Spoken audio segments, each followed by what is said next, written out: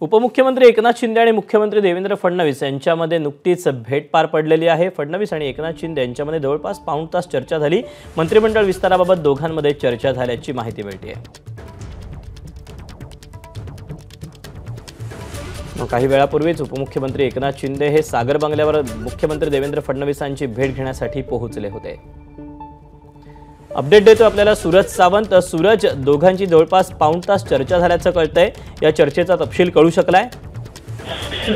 दीपक, प्रामुख्याने जर पाहिलं तर गेली अनेक दिवसांपासून कार्यदुरावा हाच म्हणावा लागेल की एकनाथ शिंदे आणि देवेंद्र फडणवीस हे फारसे एकमेकांच्या जवळ पाहायला मिळत नव्हते। मात्र दुसरीकडे दिल्लीत न आल्यानंतर कुठेतरी मंत्रिमंडळाच्या विस्ताराला हालचालींना वेग आल्याचं पाहायला मिळतं होतं। आज स्वतः उपमुख्यमंत्री एकनाथ शिंदे हे देवेंद्रजींच्या भेटीला गेले होते। त्या ठिकाणी मुख्यमंत्र्यांसोबत मंत्रिमंडळासंदर्भात देखील चर्चा झाल्याचं प्रामुख्याने कळतंय। अनेक महत्वाची खाती या संदर्भात अदलाबदल केली जाणार असल्याचं कळतंय आणि त्या अनुषंगाने ही चर्चा महत्वाची। दुसरीकडे आज जर पाहिलं तर देवेंद्रजी यांचा देखील तब्येतीत काही बिघाड झाल्याचा आला होता आणि त्यानुसार ते आज कुठेही बाहेर गेले नव्हते।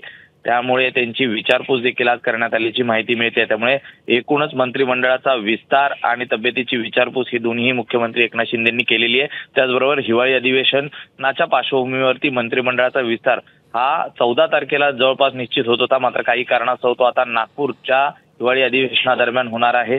त्या पार्श्वभूमीवरती देखील चर्चा केल्याचं देखील कळतंय। त्यामुळे एकूणच या बैठकीला विशेष महत्व होतं। या बैठकीपूर्वी उपमुख्यमंत्री एकनाथ शिंदे यांनी आमदारांसोबत देखील चर्चा केली होती। त्यामुळे अनेक महत्वाच्या खातींसंदर्भात देवेंद्रजींसोबत ही चर्चा झाल्याचं कळतंय।